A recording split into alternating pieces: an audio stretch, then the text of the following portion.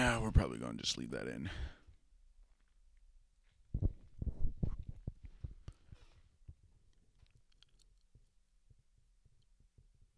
For a while now, and even right now for what I'm about to yap about,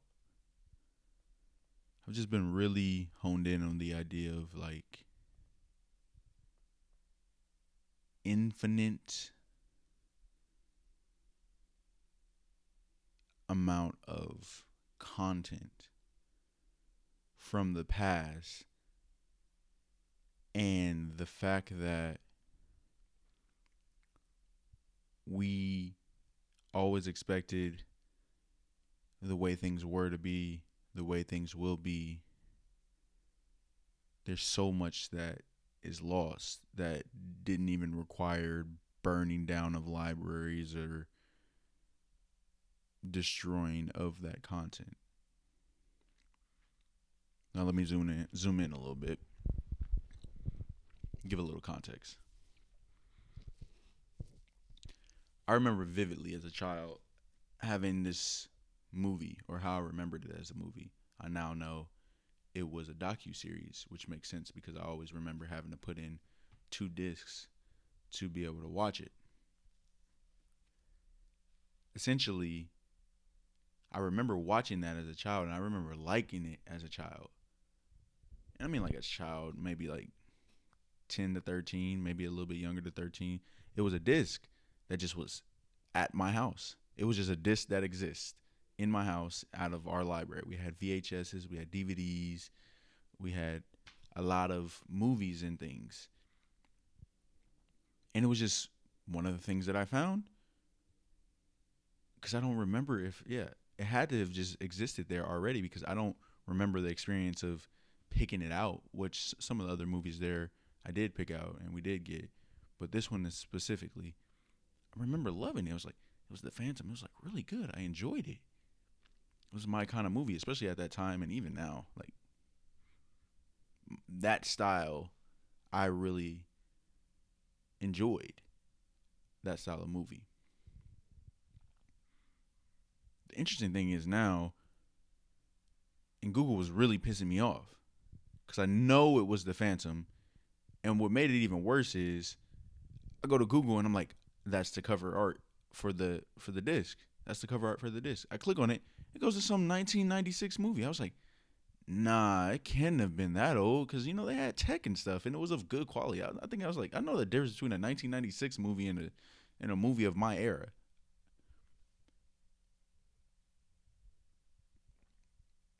The cover photo was for the 96 movie on IDBM. I was like, no, that's not right. That's not right. Then I even went to AI and I was like, all right, find me this movie. But the thing about it is, like, I kept saying movie, and it technically wasn't a movie. It technically was a docu series done by Sci-Fi Channel, which, if you didn't know, I don't even know what they're doing right now or if they still exist. But Sci-Fi Channel, oh my gosh, brilliancy in my youth, brilliancy. When I still watched cable television, brilliancy. I love that channel. It was a miniseries done by them. I don't even know how a miniseries even gets to a disc. I've never even heard of that before, but it happened. Well, I guess no, that makes perfect sense because if you think about any type of show can get a disc, a miniseries, but it's just 2 episodes. That's essentially what I'm saying. It's just 2 episodes. So, or what if there's more? No, there can't be more because I literally have just dug in and dug in, researching it, trying to figure out, okay, how can I watch it? Thinking that, of course, in the streaming age, a movie like this that I remember so vividly being cool and fun and enjoyable, it has to be on a streaming service somewhere. No, it's not. Nowhere. Nowhere. Google says it's on Netflix, but it's not. Well, I didn't check Netflix, like the actual catalog of Netflix, but I went to Just Watch, which is supposed to be the pioneer in knowing what shit is on which streaming service, but I didn't think it would be on there, so I just didn't even take the energy to look on Netflix. But it's nowhere else to be found.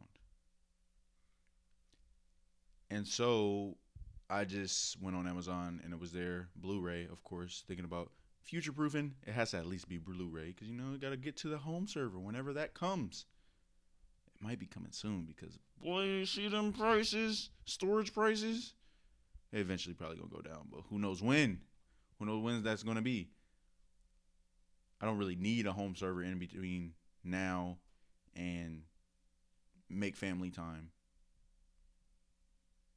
Make family time. That sounds like that doesn't give off what I wanted to give off. Like when it's time for me to have a home and start a family, I know I'm gonna have a home server there. Where I have music, TV shows, movies, all that kind of stuff on a server, accessible in the house. Like that's the dream. That's amazing. But I have to get it on disc because who knows? All those discs might be gone because obviously people didn't mess with it enough for it to keep getting new CDs or for it to get re-released on Blu-ray or UHD or stuff like that. So I bought it and it piqued such a thing in my head like, damn, yet again, here's another thing from the past that I stumbled on by happenstance. And when I grow up, it's like, where the hell is this thing? Or how do I get access to something that I enjoyed as a child? And not so much the chasing nostalgia part, but for me more, it's like I don't remember how good it was vividly. So rewatching it for me now is not so much reliving nostalgia, but it's more so was my taste good back then? Or has my taste changed in terms of the underlying things of what I like? I guess those things kind of correlate, but I think that it's crazy that you can have something in the past, something you grew up on, something that existed, something that was created, and it just goes into the ether. Well, everything that's created goes into the ether, but what I'm saying is that there's no preservation for things that aren't in a niche or in a mainstream. And it feels weird, especially in the way of the world now, to where we have streaming services that have all these different things. We have all these different networks that have all this storage, and there's so many different ways you can archive stuff. And things will just disappear, never to be found again. Who knows, in 15 years, if I tried to do exactly what I tried to do today, that might not ever happen. And yet another thing that reminded me,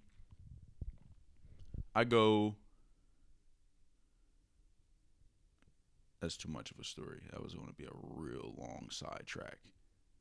Moral to it is, on YouTube, somebody just recorded a record and just posted it on YouTube. Like recording a record on a record player, spinning, playing the song, posted it on YouTube. So it could be preserved for the future because YouTube, the video's not going anywhere. It's YouTube. That's fantastic. That's the kind of thing that is so cool. I don't know, let's say I'm a 7-year-old man. I have a whole record collection. Some of these records could be the most indie of the indie, local, regional, original, whatever. But these records are here.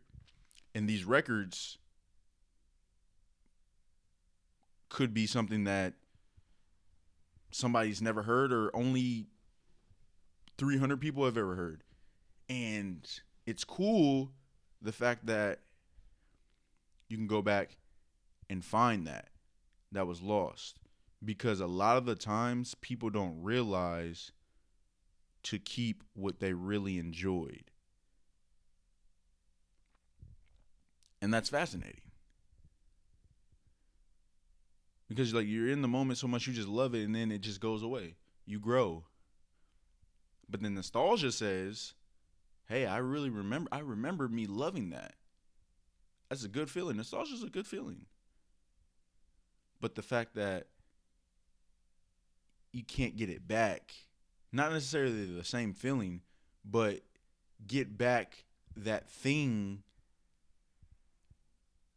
maybe that's what makes it beautiful. I don't know. That's the hard part. But I feel like in today's age, that's just a ridiculous thing to think about is the fact that you just can't have access to something digital, something that was created, something in the world. Like that's the whole reason why we have you can't own the the stuff that you buy on Apple iTunes or Amazon Prime, or you buy a Fire Stick and they say you can't side load something onto it, or they just restricting the ways that you can the way that you can do things with the stuff that you bought. Renting a video game essentially, or licensing a video game, is essentially what I'm doing when I'm buying something off a PlayStation. That's ridiculous. Can I still go get the disc? Yeah, I still can. But the discs will go away. They will diminish. They will fade. And when it fades, then it's actually gone forever. Whereas on the other hand, we have to rely on Sony to keep that server up. In exchange, they get full discretion on what stays, what goes, whenever, however. That's crazy to me. That's so crazy to me. And yes, they are paying for that archival stuff. But at the same time, we are just paying for it once. It's not a subscription.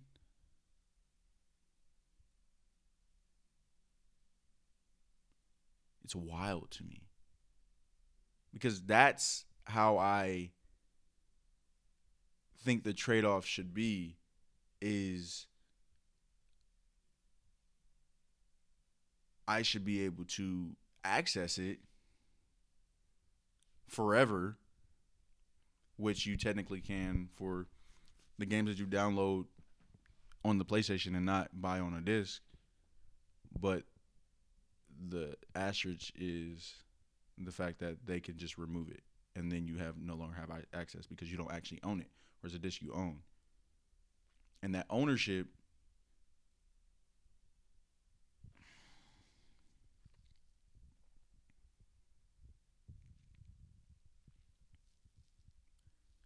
that ownership is a facade in its truest definition.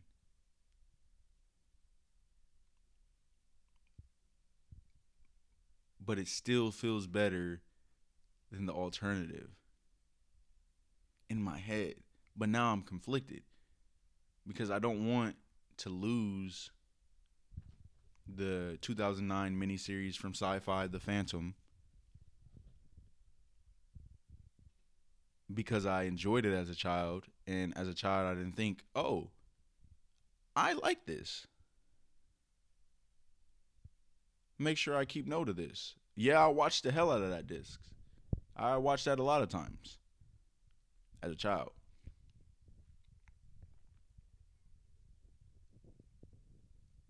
And that's probably why I still can remember it now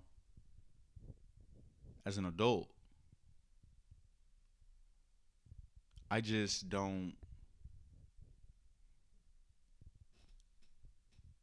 I don't like the fact that something like that can be created and not transfer over to the modern age.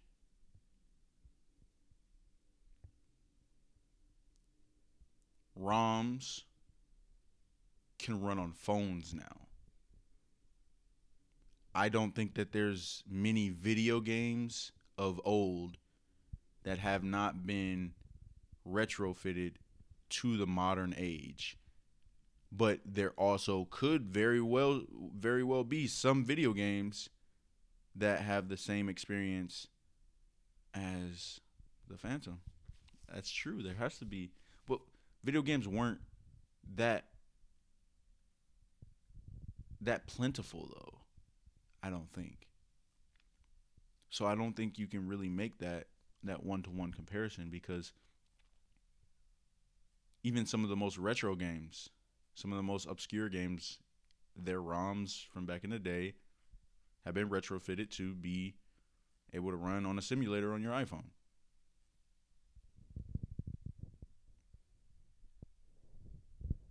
And don't even get me started on all the music that was made from the 40s forward and it's just gone. And that's why I think the real power of records is that side of things is the fact that that record will last or should last rather and exist still now because it's a record. But that's it. That's the only way that it exists. But at least it still exists and it's just about finding it and it's just harder to find because the nature of how records are still sold and mixed and matched and found and discovered and sold and bought.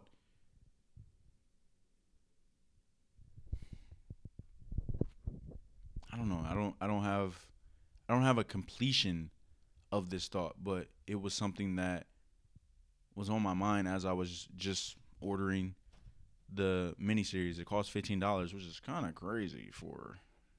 I'm definitely getting upsold, but I think that it is worth it. Dare I say, for me, because of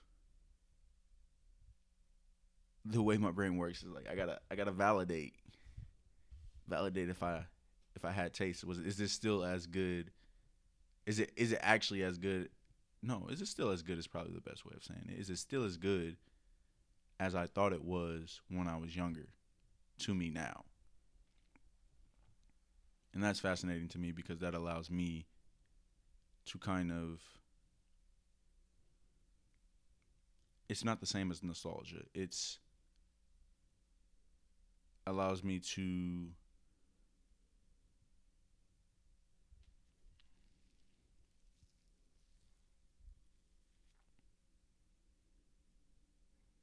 reconcile is the word that's on my mind. I don't think that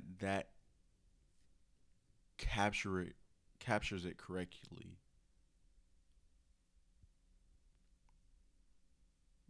Essentially, I mean that me as a kid being able to track where my taste came from and understand that if I still like the Phantom like I liked it then, or if I say now, oh yeah, this is a good movie, versus, oh man, I really was liking this shit. Like this shit is not as good. This is just not as good as I remember.